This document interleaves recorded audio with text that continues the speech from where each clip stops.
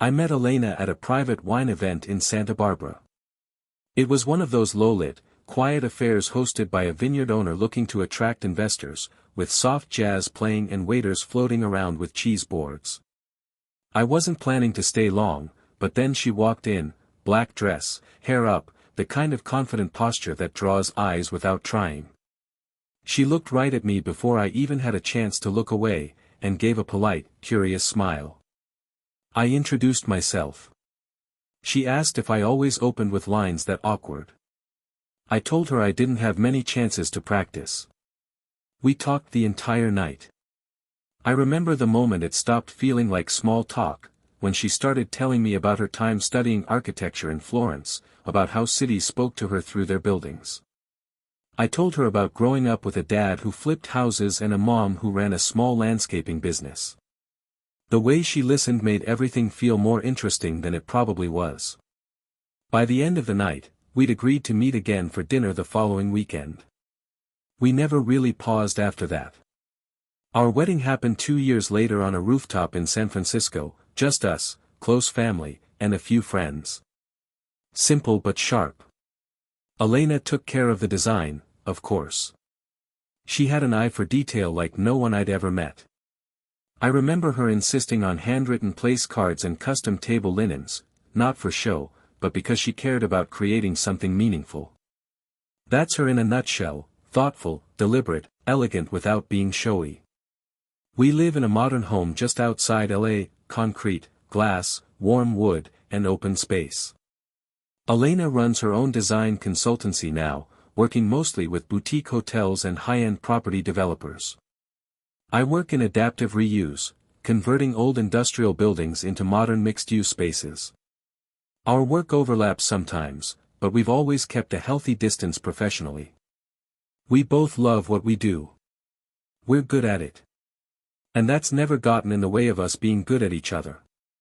We have 2 kids, Henry, who's 8 and already obsessed with science documentaries, and Sophie, who's 5 and convinced she's either going to be a firefighter or a movie director. They go to a bilingual private school not far from home, and we've made a routine that works. I do mornings, breakfast, backpacks, drop-offs, while Elena handles afternoons, school pickups, activities, piano practice. Weekends we alternate, one of us sleeps in while the other makes pancakes with the kids, usually with chocolate chips and a giant mess. Our life is full, in the best sense of the word. We take vacations a few times a year, sometimes just the 2 of us, sometimes with the kids. Last spring, we rented a cottage in the Scottish Highlands. The kids chased sheep. Elena found this perfect, quiet cafe that overlooked a valley. We sat there for hours doing nothing but talking. She still does that thing where she brushes her hand over mine when she wants my attention, even if I'm already listening. People say we make it look easy. And maybe we do. But it's not about ease. It's just always worked between us. By the time we hit year 7 of marriage, life had settled into something I think most people chase, a rhythm that never felt routine. We both had careers we actually enjoyed, the kids were thriving, and our house had become more than just a place we lived in. It felt curated but lived in, beautiful but warm. Elena called it her 3rd child, and honestly, she treated it with just as much care. We had our own way of doing things, always did. We didn't micromanage each other. There was trust, respect, and space. If one of us needed time, a night out with friends, a solo weekend trip, or just an hour of silence, the other gave it. No guilt-tripping, no keeping score. That's one thing we both valued early on, autonomy within partnership. We were both independent people before we met, and neither of us lost that in the marriage. If anything, it made us stronger. Elena is the type of person who doesn't do anything halfway. When she's in, she's all in. She organizes themed birthday parties for the kids like she's staging an editorial photo shoot, but somehow without the stress. She'd stay up late making props or icing cupcakes, humming along to music in the kitchen, barefoot, hair tied up in one of my old t-shirts. She made everything feel effortless, even though I know it never really was. I handled the practical side of things, bills, maintenance, logistics. Not because she couldn't, but because she didn't want to waste her energy on things she wasn't built to care about. We balanced each other. My world has always been very black and white, deadlines, deals, structure. Hers is full of color and nuance. It worked. We worked. Family dinners were sacred.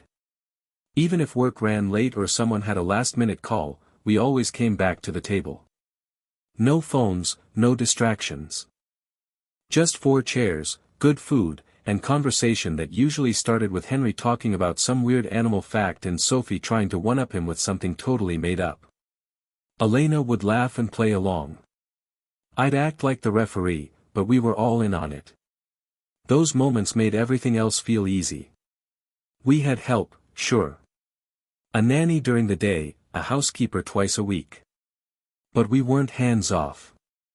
Elena walked them through everything like a CEO building her dream team, respectful, clear, kind. The people who worked for us always stayed. That said something. Weekends were a mix of errands and outings.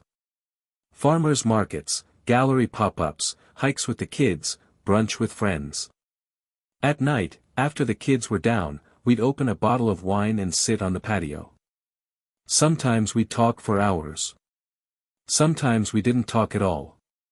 Just sat there listening to the wind move through the trees, her head resting on my shoulder, my hand wrapped around her ankle. It's hard to explain what it's like to live with someone who never makes you feel like you're not enough. She noticed things. Not just when I got a haircut or wore a new shirt, but real things, subtle things. When I was stressed, or quiet, or didn't want to admit I needed a break. She always caught it before I said anything. I used to think, quietly to myself, that I'd won something other men didn't even know they were playing for. Our social life always felt like an extension of the way we lived, intentional, well-paced, and comfortable. We didn't chase parties, but we weren't isolated either. Most Friday nights, we had friends over. Not big crowds, just couples we'd known for years, people we traveled with, raised babies alongside, built traditions around. Elena loved to cook for them, not in a performative way, but because she loved watching people enjoy themselves. She made everything from scratch, handmade pasta, fresh bread, desserts she didn't even eat herself. She'd play music, pour wine, and float from room to room like it was all second nature. Our friends often said we were the center couple, the ones who made things happen. We hosted the summer bonfires, the New Year's dinners, the occasional spontaneous brunch that turned into an 8-hour hangout. I remember one night in particular, we had 2 families over, kids all playing in the backyard, and I looked over at Elena in the kitchen, laughing at something my friend Nate said, and I had this quiet, full feeling in my chest. Not pride. Not even love, exactly. Just certainty. Like, this is it. This is what it's supposed to feel like. The kids thrived in that environment. Henry was the oldest among our friends' children and took his unofficial, leader of the pack, status seriously. Sophie followed him like a shadow but always found her own spotlight. Elena signed them up for art classes and swimming, piano for Sophie, science club for Henry. I handled the logistics, pickups, gear, reminders. She handled the vision.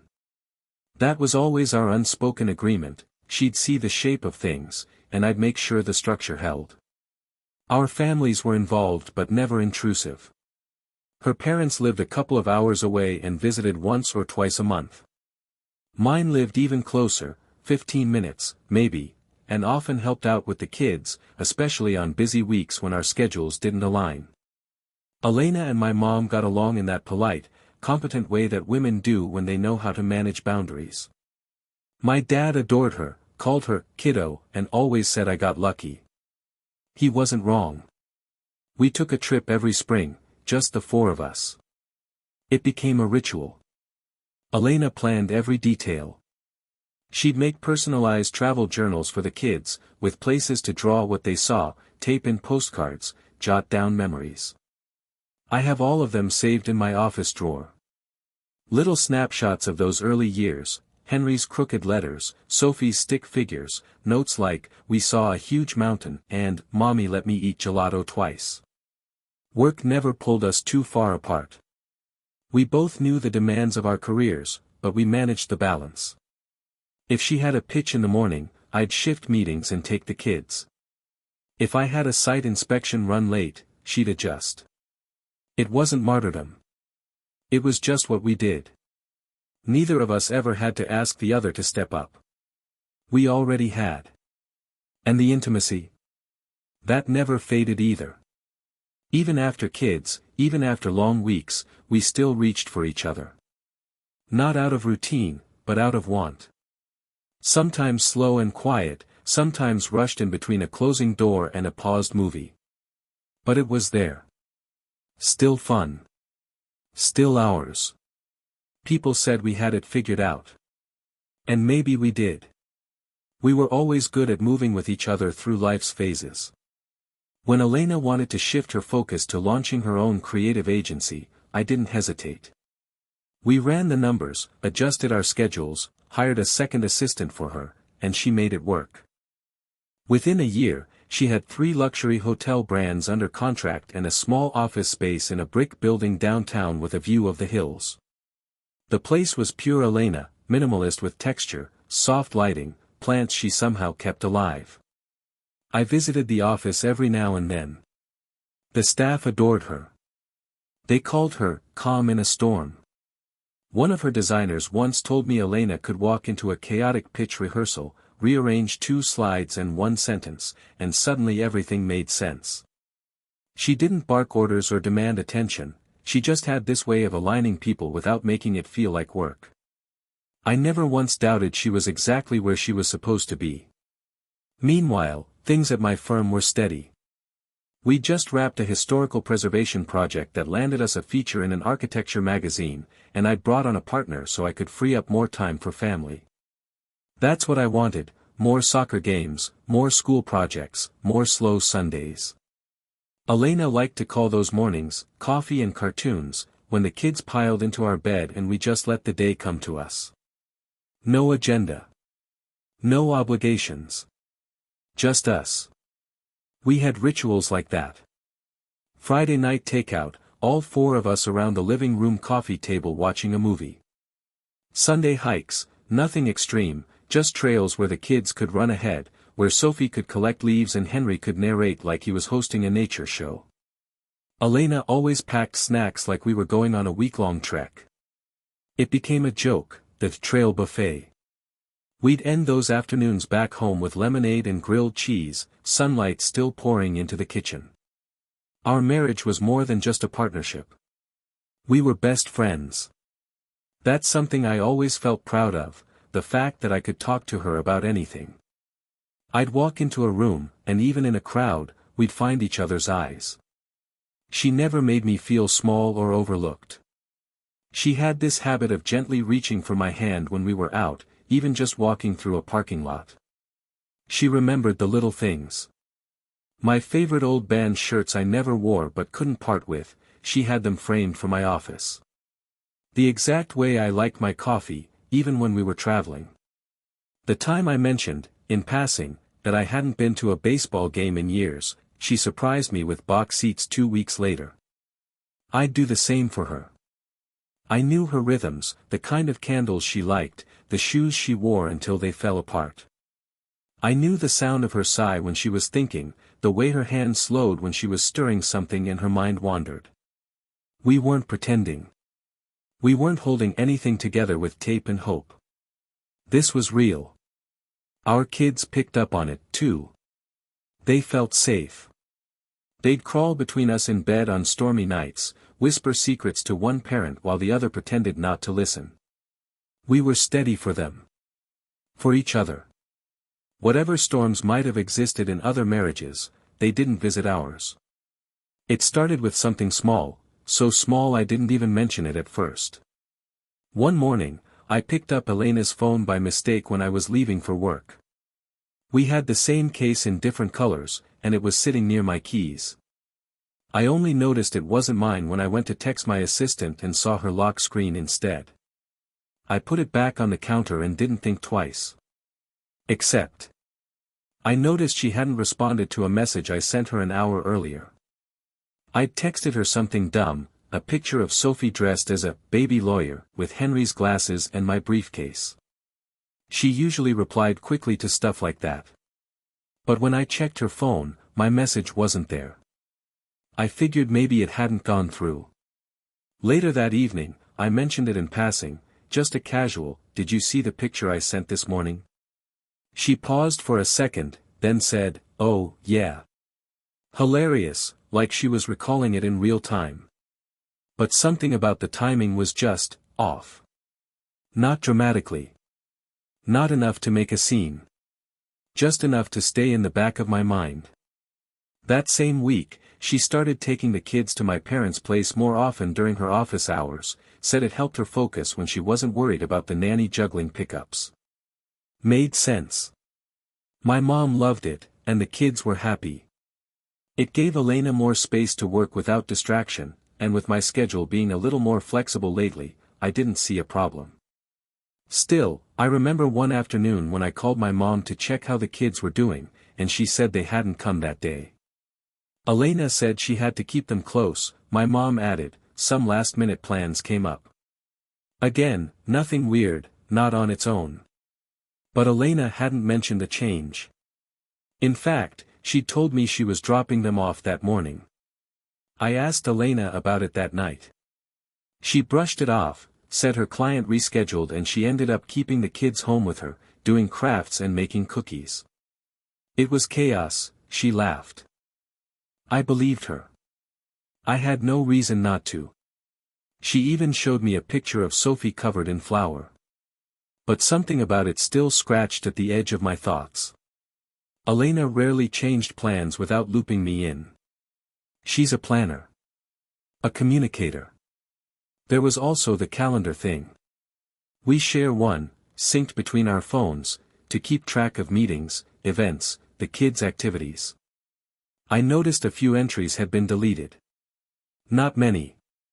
Just a couple. One was labeled, Client Meeting, Venice, originally scheduled for a Thursday morning. The other was, Studio Consult, the following week. I only noticed because I'd planned to move a site visit around her Venice meeting and couldn't find it anymore. I asked her if something changed. She said the meeting was cancelled. I just cleaned it up, you know how cluttered the calendar gets. She wasn't wrong. And maybe that was all it was. But for the first time in a long time, I felt like I was catching up to her, instead of moving in step. I didn't say anything more about it. I didn't want to start sounding paranoid. But something had shifted. Barely. Quietly. Still, it was enough to make me notice the space between what she said and what I saw. There's something unsettling about noticing too much, especially when the things you're noticing don't make sense on their own. Not wrong, just out of rhythm. It started with how quiet Elena had become in the mornings. Normally, she was the one nudging me awake, already 2 sips into her coffee, reading headlines out loud, making half-jokes I'd only be able to process after brushing my teeth. But over the past few weeks, she'd stopped waking up before me. Not just once or twice. Every day. I'd find her still curled up, arm tucked under her cheek, almost like she'd just fallen asleep a couple hours earlier. When I asked if she was feeling okay, she just smiled and said, "I've been dreaming so much lately. It's wearing me out." She didn't seem sick. Just tired. And maybe that's all it was. But there were other things, too. Our shared home office, the one we both used occasionally when not out on site or at meetings, started looking different every time I stepped inside. The chair adjusted slightly, the window blind half drawn when it's always fully open. Her scent in the room stronger than usual, like she'd just been there, even though she said she'd worked from the studio that day. There was one afternoon I got home earlier than expected, a meeting got cancelled last minute. I figured I'd surprise Elena, maybe have a quick lunch together if she wasn't in the middle of something. I texted her but didn't hear back, so I stopped by her studio just in case. The place was locked. Lights off. No car. I didn't think much of it then, maybe she'd stepped out for a client meeting. But when I got home and asked how her day went, she said, busy. I barely even left my desk. I didn't push. I just nodded, and something inside me folded itself into a quiet question I couldn't quite phrase. That night, I opened the fridge to grab a drink and saw a takeout container from a place we hadn't ordered from in months, a Mediterranean spot we used to love before the kids made dinner logistics more complicated. Elena used to get the lamb bowl with extra hummus. That exact container was sitting there, half-eaten. No receipt, no explanation. I asked about it casually, and she said, "Oh, I grabbed it during lunch. Was craving it." It made sense. But so did 100 other things lately. Each one small enough to dismiss on its own, but together, they sat like static under my skin. The weirdest thing, though, and maybe the most meaningless, was the perfume. Elena's worn the same scent for years. Something subtle, citrusy with a warm base. But one morning, I kissed her neck as she was leaving and caught a different smell. Not stronger. Just different. I teased her about it. Trying something new. She hesitated for half a second before laughing. "Oh, yeah, sample from a client brand. Not sure I like it." And that was it. Except she wore it again 2 days later. And again the next week. Not every day, just enough that I noticed. It wasn't dramatic. Nothing screamed danger. But something in the pattern of our life had shifted. Barely. A fraction of. And that made it impossible not to keep looking. I stopped bringing things up to Elena. Not because I didn't care, but because the way she answered made me feel like I was the one who was slipping. She was calm, easy, consistent. If I asked something twice, her answer didn't change. If I joked about how busy she'd been, she'd smile and agree, and offer nothing more. It's hard to question someone who never fumbles their lines. But I started noticing the questions I wasn't asking. Things I'd normally say out loud, now staying stuck in my throat. Like the way she'd begun to keep her phone face down more often. Elena had never been secretive with her phone. She hated passcodes and used to leave it charging in the kitchen overnight. Now, it was always with her. And even when she wasn't on it, it was screened down, pushed just far enough away to look unimportant. One evening, I passed by the bathroom while she was in there getting ready for bed. I heard the unmistakable sound of a voice note playing, soft, low, male, then a sudden stop, followed by silence. When I walked in a moment later, she was brushing her hair, calm as ever. "Who were you talking to?" I asked, maybe too lightly. She said, "Just listening to something from a client. They sent feedback on the pitch." I nodded, but something about the way she said it was too smooth, like the sentence had already been practiced. Like she knew I'd ask. I didn't sleep much that night. A few days later, I found one of Sophie's drawings in the kitchen. It was just stick figures, the usual stuff, Mommy, Daddy, her, and Henry, but this one had a caption written in shaky letters, "Mommy and Grandpa's house." I stared at it longer than I should have. I knew Elena had been taking the kids to my parents' place less often. But what struck me was the house in the drawing. It didn't look like my parents at all. It had a different porch, different windows. It was drawn from memory. It didn't belong to anyone I recognized. When I asked Sophie about it, she shrugged and said, "That's where we go sometimes when you're working." I asked where it was. She said she didn't know the name, but "It's far, but not too far. Grandpa is there sometimes, and we play in the backyard." "Which grandpa?" I asked. She said, "Yours." I didn't press her. I told her it was a beautiful drawing. But I folded it neatly and tucked it into the drawer by the fridge. Something about it made my hands cold. That weekend, Elena mentioned she'd be taking the kids out again during her studio hours, same as usual. I asked if they were going to my parents'. She hesitated for less than a second before saying yes. Your dad said he'd be home to help with the garden. I nodded. It sounded believable. But it landed wrong. Like the rest of the little things lately. They were adding up, but not into anything whole. Just noise. Just a shape I couldn't name. I didn't want to assume the worst. But I couldn't unsee it anymore either. The following week, I worked from home more than usual. Not for any specific reason, at least not one I said out loud. Elena didn't question it. She'd grown used to her routine, taking the kids to my parents' house on her studio days, as she called them, and spending the rest of the afternoon working uninterrupted. I never had any reason to doubt it. Until now. That Thursday morning, she moved like clockwork, packed snacks, helped Sophie find her other shoe, kissed my cheek before heading out the door. Be back around 4, she said, grabbing her keys. I waited 10 minutes after she left, then called my dad's phone. No answer. I waited another 10, then called the house line. My mother picked up. Hi, sweetheart, she said, warm and unbothered. I asked if the kids had just arrived. No, not today, she replied. Elena said they had a half day at school and she'd keep them with her. Why? That was when something finally broke in me, not a dramatic snap, just a quiet click. Like the moment when a lock gives way under pressure. I thanked her and hung up. I sat there for a moment, staring at the countertop. Everything was still. Then I grabbed my keys and left. I didn't know where I was going exactly, but I started with the route I assumed Elena would have taken. I drove by the kids' school, nothing unusual. I stopped at her studio, locked. No sign of her car. No lights. Then I remembered the drawing Sophie had made. That unfamiliar house. A backyard.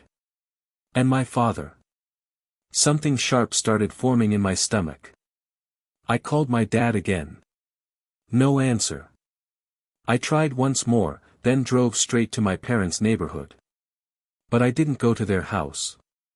I went 2 blocks further, toward a residential cul-de-sac my father's friend had once mentioned, a house my dad had access to for maintenance, some old rental property the family never sold. I parked across the street. At first, it looked quiet. No movement. Then I saw it, my father's car, parked just out of view behind the hedges. I froze. I don't know what made me get out of the car. Maybe I thought it was all just some wild coincidence. But I walked toward the house, crossed the street and reached the gate. As I was about to ring the bell, the door opened. It wasn't my children who walked out. It was my father. Behind him, barely visible through the hallway light, stood Elena, not in her work clothes, not in anything close to professional. She froze when she saw me. Her face didn't register shock, it registered horror. My father looked like he'd seen a ghost. What the hell is this? I asked. Neither of them spoke. I heard the quiet hum of music inside, a glass on the table, a coat draped on the chair that was mine once. Elena stepped forward. I didn't think you'd. Where are the kids? I asked, cutting her off. She blinked. At my mother's. So not only had she lied about where the kids were, she'd lied about where she was. About everything. I turned to my father. How long? He didn't speak. Elena tried to say something, but I raised my hand.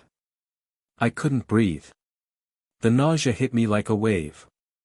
I turned and walked back to the car, heart pounding so loud it drowned everything else out. I drove straight to Elena's parents' place, picked up the kids, and didn't say a word to anyone. Not yet. But that night, everything started to come undone. I didn't sleep that night. I just sat downstairs while the kids slept upstairs, staring at nothing. My phone stayed silent. No call. No message. No apology. Nothing. At 8:04 a.m., Elena finally texted, "Can we talk after lunch?" I didn't reply. Instead, I called my lawyer. Calmly laid everything out. I wanted divorce proceedings filed immediately. Full custody, asset protection, and an injunction if needed. He didn't ask for details. Just said, "I'll start the paperwork. You'll be served by the end of the week." Then I packed her things. All of them. Every drawer. Every closet. I didn't rush. I folded, labeled, boxed. The entire process took less than 2 hours. I put everything neatly in the garage, right next to the door she would use to come in. Next, I drove the kids to her parents' place and asked her mother to step outside. "I need to tell you something," I said. "And I need you to believe me." I told her everything, what I saw, what I knew. That Elena had been lying about the kids being at my parents'.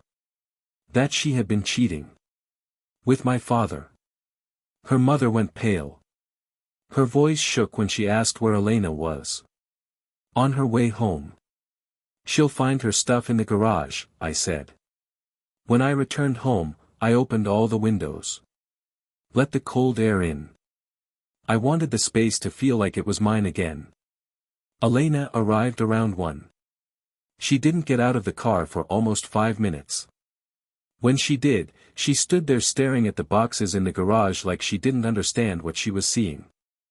I met her at the door. "What are you doing?" she asked. "You don't live here anymore," I said. "I've already filed. The kids are safe." She blinked fast. "Can we please, just talk?" "No," I said. "You talked with him." She opened her mouth, but I walked back inside and shut the door. Didn't slam it. Just closed it. Then I drove to my parents' house. My mother answered the door. I told her I needed to speak to both of them. My father appeared behind her, confused. I looked him straight in the face. "I know. About you and Elena." My mother gasped. He froze. "I'm removing you from the company," I said. "You're done. And to my mother, you deserve better than this. If you want to know the truth, ask me." I handed her a sealed envelope. She didn't open it right away. Just held it against her chest, shaking. Then I left. By the time the sun went down, the house felt empty. But not in a way that scared me. It felt clean. The house was quiet. Not the peaceful kind, more like the kind that sits in your chest and makes everything feel too loud. The kids were still at Elena's parents' place. I'd told them it was just for a few days while grown-up stuff got sorted. They didn't ask questions. Sophie gave me a long hug and said, "You look tired, Daddy." Henry just nodded and went back to his drawing. That nearly broke me. I started sleeping in the guest room. Not because I had to, but because I couldn't bring myself to go back into the bedroom we shared. It didn't feel like mine anymore. I left her perfume bottles on the dresser, her robe behind the door. I couldn't touch any of it yet. I just closed the door. The divorce papers were served 3 days later. Elena didn't respond immediately. Then, late one night, she texted, "Can we please talk without lawyers?" I didn't reply. My father tried to call the next morning. I let it ring. Then he sent a message that said, "Please let me explain." I blocked the number. My mother, I learned through a mutual friend, had already filed for separation. She'd moved in with her sister 2 towns over and wasn't speaking to him. That surprised me. I don't know if it gave me comfort, but it did something. My lawyer moved quickly. Because I had evidence, because the situation involved my children, because the affair involved a direct family member, we had grounds to pursue full custody and limit visitation. That's what I asked for. I didn't want to shut Elena out of the kids' lives, but I didn't trust her anymore. Not as a parent. Not as anything. I called my contractor and had the locks changed. Then I told the staff at my office that my father would no longer be affiliated with the company. No explanation. No drama. Just a quiet removal of his name from everything we'd ever built. One of my closest friends took me out for drinks the following Friday. He didn't ask questions. He just said, "I've never seen you look like this." I asked him what he meant. "Empty," he said. "But focused." I guess that's what I was. Focused on the next step. On getting my kids home. On clearing the wreckage. I wasn't angry all the time. Not anymore. Just tired. But underneath the exhaustion, something sharper was starting to form. Something like resolve. 3 weeks after the fallout, the kids came back home. I'd spent days getting the house ready, not just cleaning, but changing small things. Rearranging furniture, replacing the rug in the living room, switching the sheets in their bedrooms. I didn't want them to come back to a house that felt frozen in the middle of something ugly. I wanted them to feel like this was still home, stable, safe, warm. They adjusted quickly, as kids often do. Henry asked a few questions, mostly logistical. Sophie wanted to know if Mommy would be living with Grandma now. I told them the truth, just enough to make them feel steady. Mommy and Daddy aren't living together anymore, but you'll still see her. That seemed to be enough. Elena didn't fight the custody terms. Maybe she knew it would only get worse if she did. She agreed to every clause in the paperwork, signed everything without comment. Her lawyer reached out once to ask if we could avoid going to court, and mine confirmed, we already had enough to finalize everything without a hearing. I didn't see her again in person. The last image I have of her is the day she stood in our driveway, looking at those boxes. My father was removed from the business within a week. There was no pushback. No protest. He just vanished. Whether he felt shame or simply understood the consequences, I don't know. My mother sent me a short email thanking me for the envelope, saying she was done with men who pretend loyalty is optional. That was it. I haven't spoken to either of them since. Some nights, when the house is quiet and the kids are asleep, I'll catch myself staring at the space she used to sit in during dinner. Not with longing. More like disbelief. That someone could be right next to you for years, laughing, raising children, folding laundry beside you, and still be carrying something so fundamentally destructive inside them. I don't believe she planned it from the start. But that doesn't matter anymore. A few weeks ago, I started taking the kids to a new park. It's further out, less crowded, more space to just run and yell. There's a spot where we sit and eat snacks after they've worn themselves out. I bring a thermos of coffee and just watch them. Sometimes I feel like I'm looking at someone else's life. But then one of them will laugh and shout, "Dad, look at me," and suddenly I'm right back inside it. Not the same life I had. But a life that's mine. The one I rebuilt. People ask if I'll ever forgive Elena or my father. I don't answer anymore. It's not about forgiveness. It's about removal. Boundaries. The slow process of making peace without pretending nothing happened. I'm not there yet. But I'm moving. And if you'd asked me 2 months ago whether I'd survive this, truly survive it, I wouldn't have had an answer. But now. I do.